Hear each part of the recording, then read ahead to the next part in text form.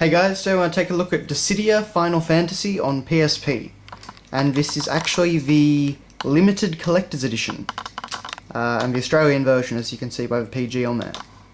So, the front cover is pretty much the same. It's quite minimalist and quite nice. Very reminiscent of the old Final Fantasy games. So we have Chaos, and we have... wow, I can't even remember her name. The Goddess of Order, or what was it? Cosmos, that's it. Cosmos, yes. So, but a long time since I've actually played through a story of this game. Not that it was very good, really, but anyway. So yeah, we've got all that on there.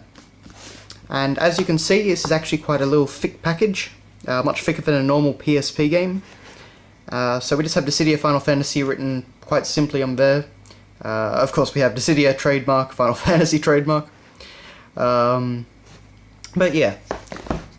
On the back, again, I'm pretty sure this is the same as the normal version, more or less, but we have this great CG render of all the villains and all the heroes in the game. What will you fight for? So we've got some great screenshots down there, and of course we have a description of the bonus contents. So we get a game soundtrack mini CD, with tracks specifically chosen by the composer. We get a hardback 48-page The Art of Dissidia Final Fantasy artwork book, which I believe was kind of disappointing. 32-page full-color Brady Games official mini-guide, and 2 exclusive lithographs with artwork not used for the original Japanese version. So yes. So opening this up, there we go. We have quite a few little things, as you can see. So first off, of course, we have the game.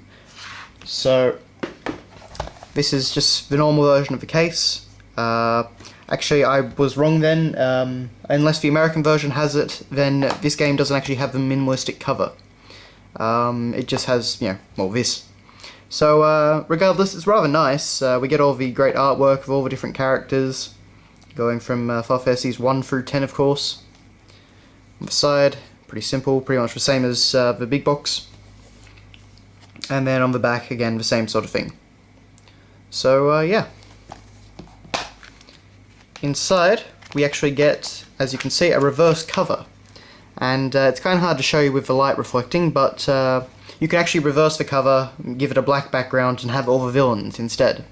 So that's a really nice touch, and it's kind of nice that they gave you that option, if you like the villains more. So of course we have my receipts, and of course we have the manual. So the manual is a full colour affair. We have some nice renders. As you can see there, that's kind of the same render from the back, but it's much bigger, and we have a nice white background, so it really accentuates everything. Got some nice Yoshitaka Amano artwork in the background. Artwork of all the different characters, as well as descriptions and what game they're from, if you didn't know already. Yeah, so it's pretty basic, but it's nice nonetheless. And yeah, particularly for a PSP manual, you get a lot of black and white ones. This is pretty good. So just an ad for the Brady Games guide, define the future of gaming with us, yada yada yada, and that's that. And of course, we have the disc over here, and it's just a pretty basic affair. It's just white with the Dissidia logo down there. I never understood why they put these white stickers on the UMDs. I just don't get the point. It just kind of looks ugly to me, but anyway, not a big thing.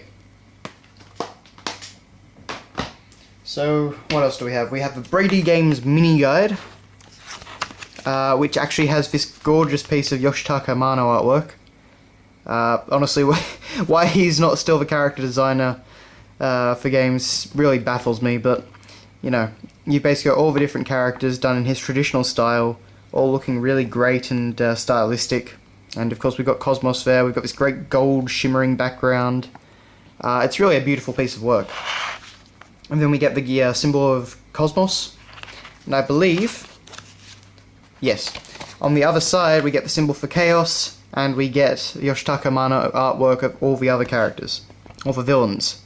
So, you know, Garland down there, Golbez, sorry about the light here, Kuja's there, the Emperor's there, and of course Chaos is the big guy in the middle.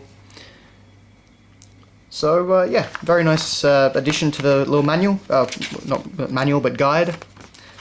So, you know, as usual with a guide, you know, you get lots of nice pictures, explanations for game, yada yada yada. Get some renders. But in the end, it's, you know, nothing that exciting. Aside from the Yoshitaka Amano artwork, it's nice to have that at least. But, yeah. And of course, with this, you can actually just do that. So you have all the characters facing each other. Now moving on, we have our little tiny original sound selection mini CD, and you know, it's just the same thing on the back and front, you know, as all the other things. So we get this little mini CD right here, which I believe it does play on your PC, but it's a bit of an odd thing. It doesn't obviously play on the PSP. And you actually get you know, a little track listing. There's only a few tracks, but you know, it's nice to have them anyway. And Takaharu Ishimoto is the composer, and he chose these, and he gives a little write-up of why he chose them and that sort of thing. So that was you know, a very nice little addition. I love it when they throw this sort of thing in. And you always seem to get the composer's perspective on these special editions. Blizzard's ones do that as well. But if I can just get this back in, there we go. Now we get a couple of lithographs right here. I'm not going to show you them in too much detail right now because we'll have a bigger one in a moment. But you can see they're just very nice CG renders, very, very cool looking. And yeah, so we'll get back to them in a moment. Okay, now next we have the art of Dissidia, and this is a hardcover art book, as you can see.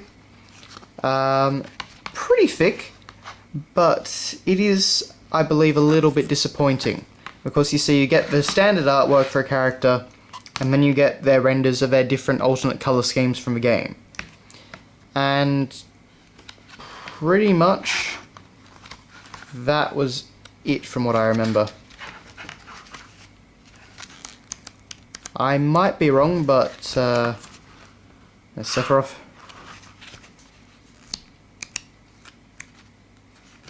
And yeah, there's Titus, there's Jekt, and then you just get that. So yeah, it's not a great art book. There's nothing that you haven't seen or you wouldn't see in the game.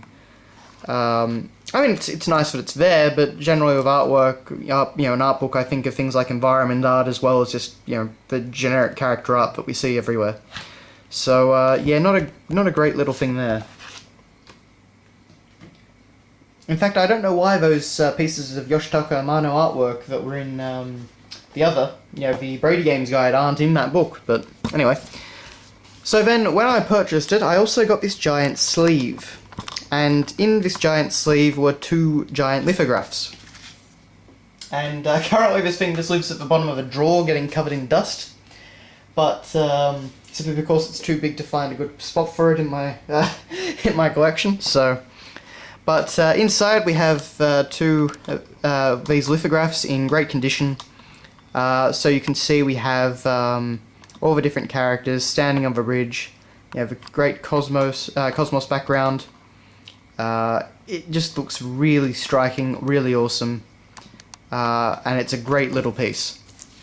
And then on the flip side, we of course have the villains. So Garland, Kefka, Sephiroth, etc, etc. And again, this one looks great as well.